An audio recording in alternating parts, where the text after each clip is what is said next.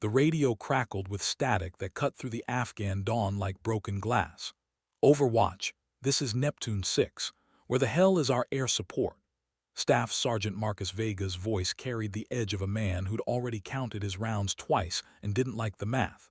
3 clicks northeast of forward operating base Shank. His 12-man SEAL team had walked into what intelligence assured them was a routine clearing operation. The Taliban had other plans. Lieutenant Commander Rachel Reaper Kowalski heard the transmission through her headset as she performed her third pre-flight check of the morning. The Black Hawk's rotors hadn't even begun their lazy warm-up sequence, and already the day felt wrong. Her crew chief, Petty Officer Martinez, shot her a questioning look from across the tarmac. Standard protocol demanded clearance from base operations before any aircraft lifted off. Standard protocol also didn't account for 12 SEALs pinned down in a valley that existed in the gray space between grids on outdated maps. Air Control, this is Reaper requesting immediate clearance for emergency extraction. Coordinates follow.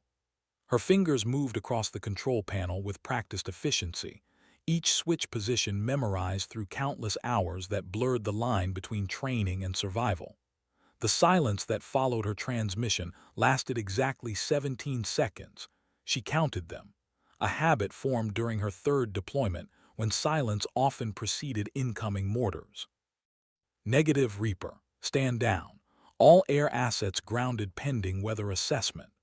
The controller's voice carried the bureaucratic certainty of someone who'd never seen combat from anything lower than 10,000 feet.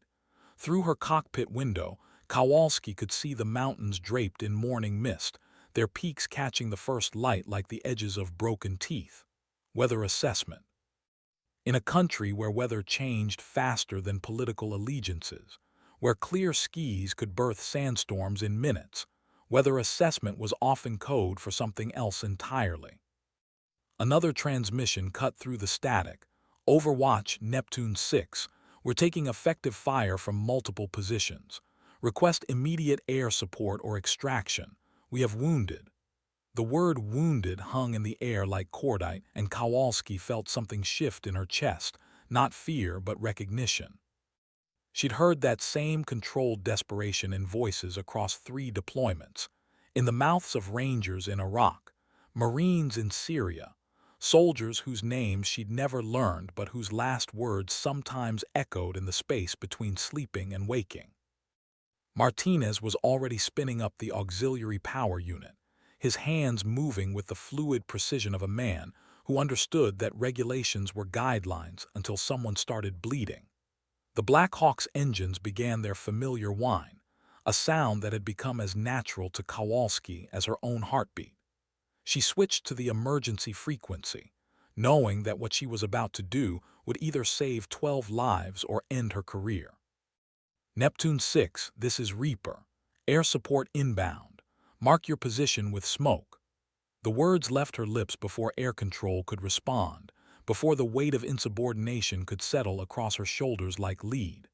Through the headset, she heard Vega's sharp intake of breath, surprise, relief, and something that might have been hope compressed into a single sound that carried across the static-laden airwaves. The Black Hawk lifted off without clearance, without backup, and without the blessing of a command structure that had never learned to trust the judgment of those closest to the ground.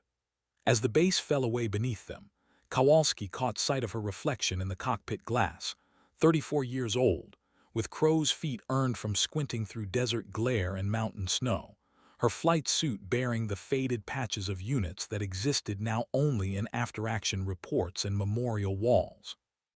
The woman in the reflection looked tired, but her hands on the controls were steady. Below them, the valley opened like a wound in the earth, its walls scarred by centuries of conflict and marked with the geometric precision of recent explosions. Smoke rose from multiple positions, and Kowalski could make out the disciplined movement of the SEAL team as they bounded between whatever cover the landscape offered. The Taliban fighters were invisible from this altitude, but their presence announced itself through muzzle flashes that sparked like fireflies against the darker patches of shadow where the mountains blocked the early sun. Neptune 6, Reaper. I have visual on your position. Talk me through your tactical situation. Kowalski's voice remained level, professional, even as she banked the Black Hawk into a wide circle that would give her crew chief clear fields of fire. Martinez had already moved to the door gun, his M240 locked and loaded, safety off. The familiar weight of potential violence settled over the aircraft like a second skin. Reaper, Neptune 6. We've got approximately 20 to 30 enemy fighters in elevated positions, grid 317,294. Mixed small arms and what sounds like a DSHK heavy machine gun. We've got 2 wounded, both ambulatory, but we're running low on ammo and they've got us zeroed in. Vega's report came in crisp, economical sentences that painted a picture no staff officer wanted to see. Experienced operators caught in a killing field with limited options, and time running out like water through cupped hands. Kowalski had flown extraction missions before, but something about this felt different. The valley was wrong, too quiet except for the sporadic gunfire, too clean except for the smoke. Intelligence had called it a routine sweep, but routine didn't leave SEALs pinned down before their second cup of coffee. As she brought the Black Hawk lower, the details of the landscape sharpened into focus. The carefully positioned fighting holes, the coordinated fields of fire, the way the enemy had waited until the SEALs were committed before revealing themselves. This wasn't a chance encounter. This was an ambush designed by someone who understood how Americans fought, someone who knew that 12 SEALs would push forward when they should have pulled back, someone who counted on the reluctance of distant commanders to risk valuable aircraft for soldiers already in contact. The realization settled over her like ice water, cold and clarifying. The DSHK opened up from a position hidden in the rocks, its heavy rounds chewing through the air where the Black Hawk had been seconds before. Kowalski felt the aircraft shudder as Martinez returned fire, his M240 chattering in controlled bursts that sent brass cascading across the cabin floor. The gunner's discipline showed in every burst, 3 to 5 rounds, shift, acquire, fire again. No spray and pray, no Hollywood dramatics, just the methodical application of violence that kept Americans alive in places where survival was measured in heartbeats. The first wounded SEAL appeared in her field of view, moving with the careful gait of someone who knew that each step might be his last. His teammate provided cover, firing precise shots that spoke of thousands of hours on ranges where paper targets never shot back.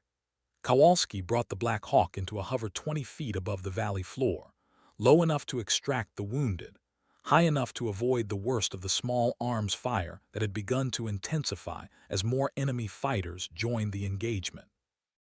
Reaper, be advised, we're seeing movement to your 6. Looks like they're trying to flank your position. The warning came from Petty Officer Johnson, her door gunner, whose eyes had been trained to spot threats in landscapes that specialized in concealment. Kowalski adjusted her position, using the Black Hawk's bulk to shield the extraction zone, while Martinez and Johnson laid down suppressing fire that kept enemy heads down and spirits dampened. The extraction went clean, too clean. The wounded SEALs were loaded, the team consolidated, and the Black Hawk lifted off without the catastrophic mechanical failure or enemy rocket that combat veterans had learned to expect. As they gained altitude, Kowalski caught sight of more smoke rising from positions throughout the valley, positions that had remained hidden until the immediate threat had passed. The ambush had been larger than anyone realized, and somewhere in the chain of command, someone had miscalculated badly. Air Control's voice finally broke through on the primary frequency, carrying the barely controlled fury of a controller who just watched his orderly morning dissolve into chaos. Reaper, return to base immediately. You are ordered to report to base operations upon landing. The transmission ended without the usual acknowledgement protocols, without the professional courtesy that normally marked military communications. Kowalski had crossed a line, and everyone knew it. But as she looked back at the 12 SEALs crowded into her cabin, dirty, tired, alive, she found that she could live with the consequences. The two wounded men were already being tended to by their teammates, their injuries serious but survivable. In 6 hours, they'd be in a field hospital. In 12 hours, they'd be stable. In 24 hours, they'd be calling their families with voices their loved ones had feared they might never hear again. The flight back to base passed in relative silence, broken only by the subdued conversations of men processing their mortality and finding it lighter than expected. Kowalski flew with the precision that had earned her the respect of crews who measured competence in successful missions rather than perfect adherence to regulations. The Black Hawk responded to her touch like an extension of her will, its controls familiar as old prayers. As the base appeared on the horizon, Kowalski allowed herself a moment to appreciate the irony. She'd spent 4 years proving herself capable of the same missions her male counterparts flew without question. 4 years navigating the careful balance between competence and compliance that military women understood instinctively. This morning, that balance had shattered against the immutable logic of men under fire, and she'd chosen the side that made sense when viewed through the scope of immediate consequences rather than long-term career planning. The landing was smooth, professional, unremarkable except for the small crowd of officers waiting near base operations. Kowalski could see the colonel's expression even at distance, the particular blend of fury and grudging recognition that marked commanders who'd been forced to choose between regulations and results. She shut down the Black Hawk's engines with movements that had become ritual, each switch and lever positioned exactly as regulations demanded. Martinez clapped her shoulder as they completed post-flight procedures. "Hell of a thing, ma'am," he said, his voice carrying the weight of shared understanding.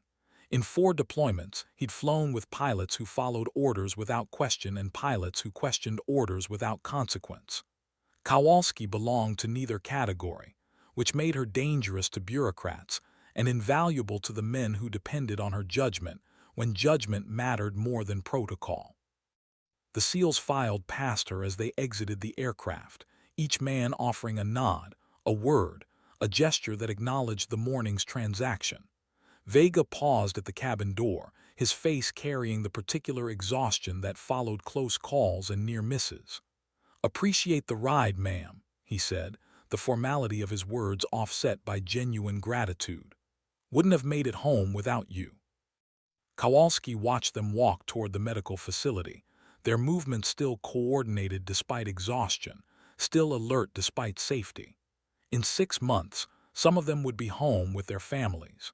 In 12 months, others would be back in different valleys facing different enemies. But this morning, they were alive because someone had decided that immediate need outweighed distant authority. The walk to base operations felt longer than the flight into the valley. Each step weighted with the understanding that careers could end as quickly as missions began. The colonel waited in his office, his uniform pressed and his coffee still steaming, a man who'd built his reputation on the careful management of resources and personnel. Behind him, the operations map showed the valley where 12 men had nearly died, its significance reduced to colored pins and grid coordinates. "Sit down, Lieutenant Commander." His voice carried no warmth, no recognition of shared purpose. This was to be an administrative action, handled with the clinical precision that military bureaucracy applied to problems that couldn't be solved with bullets or bombs. Kowalski took the offered chair, her flight suit still carrying the smell of cordite and fear-sweat, her hands steady despite the knowledge that her career hung in the balance of the next few minutes. The colonel's first words established the terrain. "You violated direct orders from air control, launched without clearance, and engaged enemy forces without authorization." Each accusation landed with the weight of regulation violated, of protocol abandoned. The charges were accurate, undeniable, and completely irrelevant to the outcome that mattered. 12 men had called for help, and help had answered. Everything else was administrative detail. But in the careful way he arranged his papers, in the specific angle of his coffee cup, in the deliberate pause before he continued speaking, Kowalski detected something she hadn't expected: the recognition of a superior officer who understood that regulations existed to support mission success, not replace it. The colonel had been a company commander once, had made decisions in places where the difference between right and wrong was measured in American casualties rather than administrative compliance.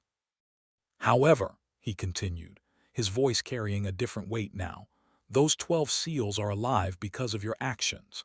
The Taliban force in that valley was larger than intelligence indicated, and without immediate air support, Neptune 6 would have been overrun. The acknowledgement came wrapped in the careful language of official assessment, but beneath the bureaucratic phrasing lay the brutal mathematics of combat, 12 lives preserved against the cost of one career damaged. The meeting continued for another 20 minutes, covering the procedural requirements that followed unauthorized missions, the reports that would need to be filed, the investigations that would inevitably follow. But Kowalski knew that the real conversation had ended with the colonel's acknowledgement. She'd saved 12 lives, and while the military couldn't officially approve of her methods, it wouldn't punish her for the results. As she left base operations, Kowalski found herself thinking not about potential disciplinary action or career implications, but about the moment when Vega's voice had cut through the static with the word, wounded. In that instant, every regulation, every protocol, every career consideration had become background noise to the simple imperative that had drawn her to military aviation in the first place.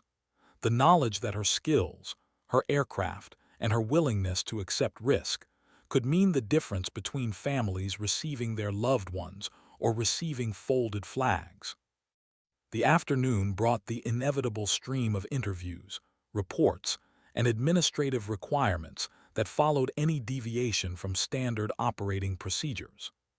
Kowalski answered each question with the same factual precision she applied to flight operations, providing exactly the information requested without editorial comment or emotional coloring. The investigators were professional, thorough, and clearly uncomfortable with the gap between what regulations demanded and what circumstances had required. But between interviews, word spread through the base with the efficiency that marked military communities everywhere. The story grew in the telling, the Black Hawk that appeared without clearance, the pilot who ignored direct orders, the SEALs who walked away from what should have been a massacre. By evening chow, Kowalski's actions had been transformed from bureaucratic headache to something approaching legend, though she remained unaware of her evolving reputation. The real measure of her morning's work came 3 days later, when Vega found her in the ready room studying weather reports and mission briefings. He carried himself with the easy confidence of a professional soldier, but something in his approach suggested this wasn't a casual encounter. The conversation that followed would prove more significant than any official investigation. "Ma'am, wanted to thank you properly for what you did out there." His words carried the weight of genuine gratitude, unmarked by the casual appreciation that followed routine missions. "My team leader called me last night. His daughter just took her first steps, said he wanted to thank the pilot who made sure he'd be there to see the second ones." Kowalski nodded, accepting the thanks with the same quiet professionalism she brought to mission planning. But something in Vega's words caught her attention, the way he'd said pilot rather than female pilot or woman pilot, the absence of gender qualifiers that usually accompanied discussions of her performance. In 4 deployments, she'd grown accustomed to being exceptional rather than equal, to having her competence measured against different standards than her male counterparts. The rest of their conversation covered tactical details, lessons learned, and the kind of professional assessment that followed successful missions. But beneath the surface discussion of procedures and protocols, something had shifted. Vega spoke to her as one professional to another, without the careful courtesy that often marked interactions between male combat arms personnel and female aviators. The change was subtle but significant, recognition earned through performance rather than granted through policy. That evening, as Kowalski completed her post-flight paperwork in the empty ready room, she found herself thinking about the moment when she'd made the decision to launch without clearance. The choice had taken perhaps 3 seconds, but those seconds had contained the entire weight of her military career. 4 deployments, countless training hours, the accumulated knowledge that came from understanding aircraft and enemy capabilities in equal measure. The paperwork told only part of the story. Official reports would record grid coordinates, ammunition expenditure, personnel movements, and the clinical details that transformed human drama into administrative data. Missing from those reports would be the sound of Vega's relief when her aircraft appeared over the valley, the sight of wounded SEALs moving under their own power toward safety, the knowledge that sometimes the most important decisions were made not in conference rooms or planning sessions, but in the 3-second intervals between hearing a call for help and choosing to answer. Outside the ready room windows, the base settled into its evening routine, guard rotations changing, maintenance crews servicing aircraft, communications personnel monitoring radio traffic that carried the routine business of a war that had become background noise for most Americans.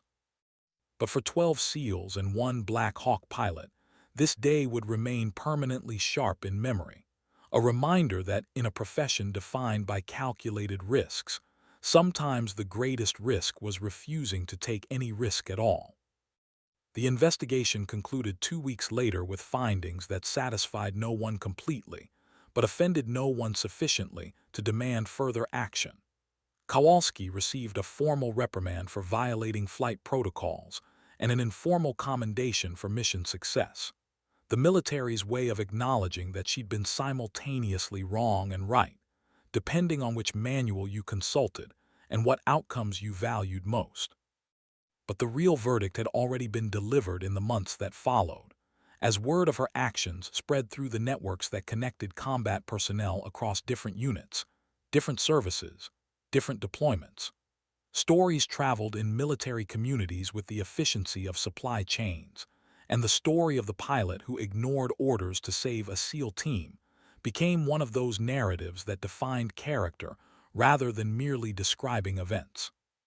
Captain Elena "Ghost" Vasquez heard the story 6 months later at Bagram Air Base, where she commanded a flight of Apache gunships that provided close air support for operations throughout the region. The telling came from a Ranger captain who'd heard it from a Marine pilot who'd gotten it from someone who claimed to have been there. By the time it reached Vasquez, the details had been polished by repetition into something approaching mythology. "There's this Black Hawk pilot Reaper out of Shank," the Ranger captain said over coffee that tasted like it had been brewed from equal parts caffeine and determination. "SEALs got pinned down in some valley, air control grounded all aircraft, and she just launched anyway. Saved the whole team." The story was simple enough, but Vasquez recognized the subtext that military personnel understood instinctively. This pilot had chosen mission over career, had trusted her judgment against official guidance, and had been proven right by results that mattered more than regulations. Vasquez had her own reputation to consider. As one of the few female Apache pilots in theater, she'd learned to navigate the complex dynamics that surrounded women in combat aviation, the assumption that they needed to prove themselves continuously, the pressure to be flawless rather than merely competent, the knowledge that mistakes would be attributed to gender rather than inexperience or poor judgment. The story of Reaper represented something different, a pilot whose actions had transcended those dynamics through performance that spoke louder than policy. 3 months later, their paths crossed at a pilot's briefing for Operation Iron Talon, a coordinated assault on Taliban positions in the Hindu Kush. Kowalski had been transferred to a different unit, her skills recognized through assignment to increasingly complex missions despite, or perhaps because of, her demonstrated willingness to prioritize mission success over administrative compliance. When Vasquez first saw her across the briefing room, she was struck by how ordinary she appeared. There was nothing in Kowalski's physical presence that suggested the pilot who'd become legend among ground combat units. Average height, dark hair pulled back in the practical style favored by aviators, flight suit that differed from a dozen others only in the subtle variations of unit patches and experience markers. But when she spoke during the mission briefing, outlining the coordination requirements between Black Hawks and Apache, her voice carried the authority of someone who'd earned respect through demonstrated competence rather than inherited rank. The mission itself proved routine by the standards of a war that had made routine of extraordinary violence. Taliban positions were identified, targeted, and neutralized with the clinical precision that American forces had refined through years of practice. The Black Hawks inserted infantry, extracted casualties, and provided the aerial mobility that turned static positions into fluid battlefields. The Apache delivered precision fires that eliminated threats with minimal collateral damage. But for Vasquez, the mission's significance lay not in its tactical success, but in the opportunity to observe Kowalski's methods. The Black Hawk pilot flew with an economy of movement that suggested deep familiarity with her aircraft's capabilities, making adjustments so subtle they appeared effortless, but which Vasquez recognized as the product of thousands of flight hours under conditions where small mistakes carried large consequences. There was no showboating, no unnecessary risks taken for dramatic effect, just the steady application of professional skill in service of mission objectives. During the post-mission briefing, a young warrant officer asked Kowalski about her decision-making process during a particularly complex extraction. Her answer revealed something that no amount of legend building could capture: the methodical thought process of a pilot who understood that flashy maneuvers made good stories, but careful planning brought everyone home alive. She spoke about aircraft limitations, enemy capabilities, and the constant calculations that transformed abstract tactical knowledge into concrete operational decisions.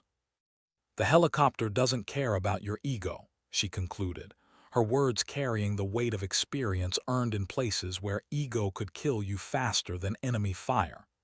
"It responds to what you do, not what you think you can do. The difference between the two is usually measured in how many people walk away from the landing zone." The briefing room had fallen silent during her explanation, not from boredom or disinterest, but from the recognition that they were hearing something valuable, practical wisdom delivered without pretense by someone who'd earned the right to speak with authority. Vasquez noticed that even the most experienced pilots were taking notes, understanding that lessons from the pilot who'd saved Neptune 6 were worth remembering. After the briefing, Vasquez approached Kowalski with the careful directness that marked professional relationships in combat zones. "Captain Vasquez, Apache Flight Lead, heard about your work with Neptune 6. The introduction was simple, but both women understood the context that surrounded it, one combat pilot acknowledging another, gender rendered irrelevant by shared understanding of what their profession demanded. Their conversation covered tactical procedures, aircraft capabilities, and the kind of technical details that outsiders found tedious, but which formed the foundation of effective air operations. But beneath the professional discussion, both women recognized something significant: the opportunity to share experiences with someone who understood the unique challenges of being female in a profession that remained overwhelmingly male, where competence was constantly evaluated through filters that their male counterparts never faced. "The story's gotten bigger than the actual mission," Kowalski said, as their conversation turned to the way military narratives evolved through retelling. "By the time it reaches the Pentagon, I'll probably have single-handedly defeated the entire Taliban Air Force." Her tone carried the dry humor that combat veterans use to process experiences that resisted conventional emotional responses. Vasquez understood the reference immediately. Military stories grew in the telling, accumulating details and dramatic embellishments that transformed mundane professional competence into heroic legend. But she also recognized that the core of this particular story, a pilot choosing mission over protocol, resonated with personnel who'd faced similar decisions in circumstances where regulations conflicted with operational reality. "Doesn't matter what the story becomes," Vasquez replied. "What matters is what you actually did. 12 men went home because you made the right call at the right time." The words carried the weight of professional assessment rather than casual compliment.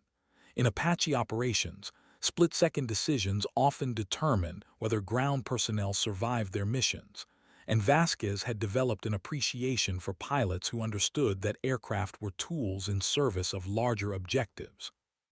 Their professional relationship developed through subsequent joint operations, each mission adding layers of mutual respect based on demonstrated competence rather than theoretical capability. Kowalski's reputation had preceded her, but her performance validated that reputation through consistent results that spoke louder than any legend. In a profession where trust was earned through shared risk, she'd proven herself worthy of the faith that ground combat personnel placed in their air support. The war continued its grinding progression through seasons that marked time in casualties and operational successes rather than calendar months. Personnel rotated home and were replaced by fresh faces carrying similar equipment and different scars. Missions blended into each other until only the unusual ones retained their distinctiveness in memory. But the story of Neptune 6 and Reaper acquired a permanence that transcended normal military narrative cycles. 6 months after Operation Iron Talon, Kowalski found herself briefing a group of newly arrived pilots on tactical procedures and operational expectations. The briefing covered standard topics: threat assessment, communication protocols, coordination requirements between different aircraft types. But when a young pilot asked about making decisions under pressure, Kowalski's answer drew from the morning when she'd chosen to launch without clearance. "You'll face situations where regulations conflict with reality," she told them, her voice carrying the authority of experience. "When that happens, you need to understand what outcome you're trying to achieve and what you're willing to risk to achieve it. The men on the ground don't care about your administrative problems. They care about whether you show up when they need you." The briefing room held a different quality of attention now. The focused silence that accompanied information recognized as immediately relevant. These pilots would face similar decisions in the months ahead, and Kowalski's words provided a framework for thinking about choices that couldn't be made through reference to manuals or consultation with superiors. Combat aviation required the ability to make correct decisions quickly, often with incomplete information, and always with lives hanging in the balance. One pilot raised her hand, Lieutenant Jennifer Nakamura, fresh from flight school and carrying the particular intensity of someone eager to prove herself worthy of the trust placed in her abilities. "Ma'am, how do you know when the risk is worth taking?" The question cut to the heart of combat decision-making, to the calculations that separated effective pilots from those who either took too many chances or too few. Kowalski's answer came from a place deeper than training manuals or tactical doctrine. You listen to the voices calling for help, and you ask yourself if you can live with not answering. The simplicity of her response concealed complexity that would only become apparent through experience, through the accumulation of missions where abstract principles met concrete consequences. The aircraft will do what you ask it to do. The question is whether what you're asking serves the people who depend on you. The briefing concluded with technical details and administrative requirements, but its emotional center remained Kowalski's discussion of decision-making under pressure. As the pilots filed out, several approached her individually, seeking clarification on points that couldn't be addressed in group settings. Each conversation revealed different aspects of the challenges facing military aviators in a theater where tactical success often required flexibility that formal training couldn't anticipate. Nakamura lingered after the others had left, her questions more personal than professional. "Ma'am, do you ever worry about being judged differently because you're a woman?" The directness of her inquiry suggested someone who'd already encountered the subtle challenges that female military personnel learned to navigate. The assumption that their presence was experimental rather than operational, that their performance reflected on their gender rather than their individual capabilities. Kowalski's response came from 4 deployments worth of experience managing expectations and perceptions. Every pilot gets judged by their performance. The difference is that when I succeed, some people act surprised, and when I make mistakes, some people act vindicated. The observation carried no bitterness, just the matter-of-fact acknowledgement of realities that successful military women learn to accept rather than fight. Your job is to fly the mission well enough that the only thing people remember is that you brought everyone home. Their conversation continued as the base settled into its evening routine, two pilots sharing the kind of professional insights that couldn't be transmitted through formal training programs.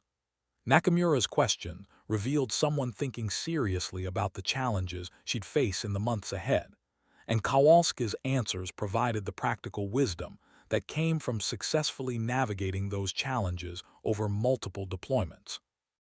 The friendship that developed between them wasn't based on shared gender as much as shared understanding of what effective combat aviation required. Both women had chosen a profession that demanded physical skill, mental toughness, and the ability to make life-or-death decisions under extreme pressure. The fact that they were women in a predominantly male field was relevant but not defining, a factor that influenced their experiences without determining their capabilities. 3 weeks later, Nakamura flew her first combat mission under Kowalski's flight lead, an insertion operation that required precise timing and coordination between multiple aircraft. The mission proceeded according to plan until enemy fighters engaged the landing zone with small arms fire that forced immediate tactical adjustments. Watching Nakamura's response to unexpected contact, Kowalski saw her own early combat experiences reflected in another pilot's careful balance between aggressive action and prudent risk management. The insertion went clean despite enemy interference. Ground personnel were delivered to their objective without casualties, and the aircraft returned to base with nothing more dramatic than bullet holes in non-critical systems. By the standards of combat aviation, it was a routine success, the kind of mission that would be forgotten within weeks except by the personnel who depended on its success. But for Nakamura, it represented the transition from theoretical knowledge to operational competence, from training scenarios to actual combat. During post-mission debriefing, Kowalski's assessment of Nakamura's performance was both accurate and encouraging. The young pilot had made appropriate decisions under pressure, had adapted quickly to changing tactical situations, and had demonstrated the kind of calm professionalism that suggested long-term success in combat aviation. But more significantly, she'd shown the judgment to prioritize mission success over personal safety without crossing the line into reckless endangerment. "Good flying today," Kowalski told her as they completed post-flight procedures. The compliment was simple, unadorned by qualifiers or comparisons, carrying the weight of professional assessment rather than personal encouragement. In military aviation, such understated praise often meant more than elaborate recognition ceremonies, representing acknowledgement from peers whose opinions carried the authority of shared experience. The mission marked the beginning of a professional partnership that would define both pilots' remaining deployment time. Nakamura's aggressive precision complemented Kowalski's tactical experience, creating a flight team whose combined capabilities exceeded what either pilot could achieve individually. Their success rate on complex missions drew attention from operations planners who began assigning them to increasingly challenging objectives. But success in combat aviation created its own pressures. Each successful mission raised expectations for subsequent operations, and the margin for error decreased as the difficulty of assigned tasks increased. Kowalski found herself carrying the additional responsibility of mentoring Nakamura while maintaining the performance standards that had established her reputation. The balance between teaching and executing required constant adjustment, particularly when missions demanded immediate decisions without time for explanation or consultation. The test came 6 weeks later during Operation Copper Valley, a complex nighttime insertion that required coordination between multiple aircraft types in mountainous terrain defended by an enemy force of unknown size and capability. Intelligence suggested a high-value target, but intelligence had been wrong before, and the cost of those errors was always paid by personnel whose skills couldn't compensate for faulty information. As Kowalski studied the mission brief, she recognized the familiar signs of an operation where success would depend more on tactical flexibility than detailed planning. The target compound sat in a valley accessible through only two approaches, both of which offered enemy forces excellent opportunities for defensive ambush. Standard insertion procedures called for overwhelming force applied rapidly, but the terrain limited the number of aircraft that could operate simultaneously in the confined airspace. Mission planners had chosen a sequential approach, fast ropes under covering fire, followed by immediate extraction once objectives were secured. Kowalski's role involved inserting the primary assault force, while Nakamura provided overwatch with door gunners positioned to suppress enemy response. The plan was elegant in its simplicity and potentially catastrophic in its execution, requiring precise timing and perfect coordination between aircraft whose pilots had limited visibility of the overall tactical situation. Radio communications would be restricted to essential transmissions, leaving both pilots to interpret developing situations through observation and experience rather than detailed guidance from distant commanders. The insertion itself proceeded flawlessly until the moment when everything went wrong simultaneously. Enemy fighters had positioned themselves in locations that intelligence hadn't identified, with weapons that created overlapping fields of fire covering both planned extraction routes. The assault team found itself engaged immediately upon reaching the compound, while both aircraft faced intense anti-aircraft fire from multiple directions. Within 30 seconds, a routine insertion had become a complex tactical problem with no obvious solution. Kowalski's response demonstrated the value of experience applied under pressure. Rather than attempting to follow the planned extraction sequence, she repositioned her aircraft to provide covering fire, while Nakamura's Black Hawk moved to extract the assault team from an alternate location that enemy fighters hadn't anticipated.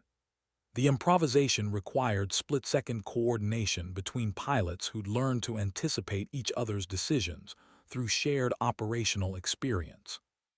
The extraction succeeded, but at a cost that highlighted the gap between planned operations and tactical reality. Both aircraft sustained battle damage, though nothing that prevented their return to base. More significantly, the mission revealed intelligence failures that could have resulted in American casualties if not for the tactical flexibility demonstrated by aircrew willing to abandon planned procedures when circumstances demanded immediate adaptation. Post-mission analysis identified multiple systemic problems: inadequate intelligence preparation, insufficient coordination between planning elements, and communication protocols that didn't account for rapidly changing tactical situations.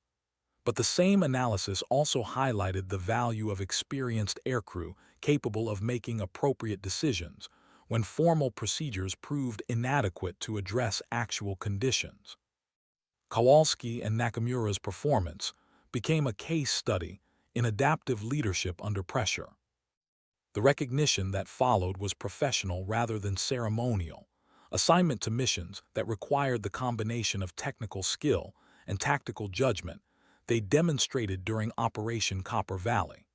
Their flight team became known for reliability under difficult conditions, for the ability to achieve mission objectives even when initial planning proved inadequate. Success bred more challenging assignments, which in turn generated more opportunities to demonstrate competence under pressure. But with recognition came scrutiny from personnel who viewed their success as threatening established hierarchies rather than validating effective performance. Military institutions balanced the need for individual excellence against the requirement for systemic predictability, and pilots who consistently exceeded expectations could be perceived as highlighting the inadequacies of standard procedures rather than simply performing well within existing frameworks. The criticism was subtle but persistent, questions about whether their methods could be replicated by other crews, concerns about setting precedents that might encourage dangerous risk-taking, suggestions that their success owed more to luck than skill. Kowalski recognized these patterns from previous deployments, understanding that military bureaucracies sometimes struggled to accommodate personnel whose performance challenged conventional assumptions about capability and judgment. Her response was characteristically direct. Continued excellent performance paired with patient explanation of methods and decision-making processes. When questioned about her tactical choices, she provided detailed analysis that demonstrated careful consideration of alternatives rather than impulsive action. When asked about risk assessment, she outlined the calculations that separated acceptable risk from reckless endangerment. Her explanations revealed a pilot who thought systematically about complex problems rather than someone who relied on intuition or luck. The months that followed brought a steady succession of successful missions, each one adding to a reputation built on consistent results rather than dramatic gestures. Kowalski's aircraft were first to volunteer for difficult assignments,